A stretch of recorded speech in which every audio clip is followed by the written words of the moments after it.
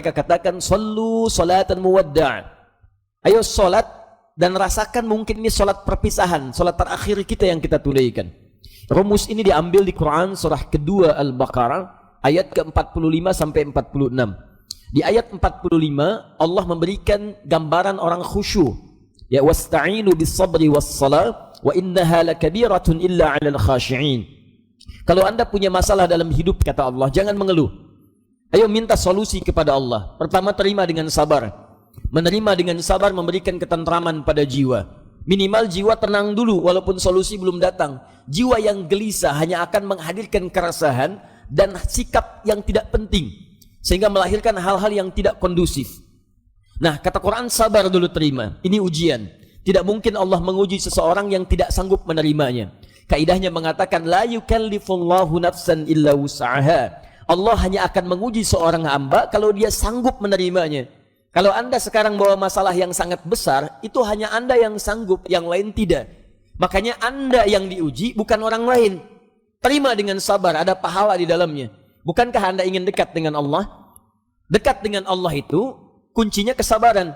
Karena itu Allah firmankan, innallaha ma'as sabirin. Quran surah kedua ayat 153. Sabar itu adalah kalimat pembuka ucapan selamat dari malaikat ketika menyambut para ahli surga.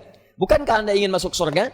Maka di Quran surah ke-13 ayat ke-24, malaikat disebutkan dalam Quran menyambut ahli surga. Pertama kali dengan kalimat sabar. Salamun alaikum bima sabartum fa ni'ma uqbaddar.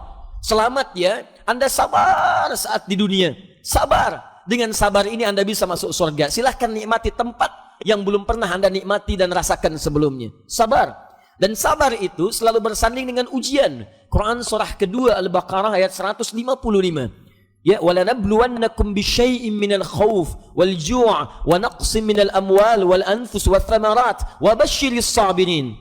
Setiap yang hidup akan kami uji dengan berbagai persoalan kehidupan. Bukan untuk membebani, kata Allah, tapi meningkatkan kualitas kehidupan. Sebab seorang yang tidak diuji tidak akan ketahuan peningkatan kualitas hidupnya.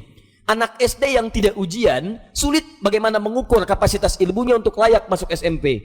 Anak SMP yang tidak ikut ujian sulit diukur apakah kualitas keilmuannya bisa enggak masuk dia ke SMA. Demikian dalam hidup, ketika kita diuji, hakikatnya Allah ingin meningkatkan kualitas kehidupan, bukan ingin membebani hidup kita menjadi banyak dengan persoalan.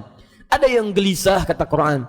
Ada yang kemudian berkurang harta benda. Ada yang makanannya kemudian belum didapati. Ada yang sakit sampai dengan wafat. Ada yang proyeknya mungkin diambil oleh orang lain.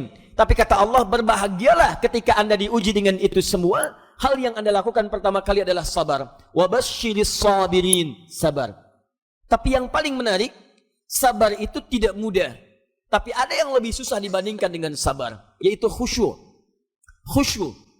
Karena itu ketika Allah menyandingkan sabar dengan khusyuk, wasta'inu bis-sabri was-salah. Jika Anda punya masalah, terima dulu dengan sabar, minta tolong lewat salat. Tapi salat tidak mudah, illa 'alal khashi'in, kecuali bagi orang khusyuk.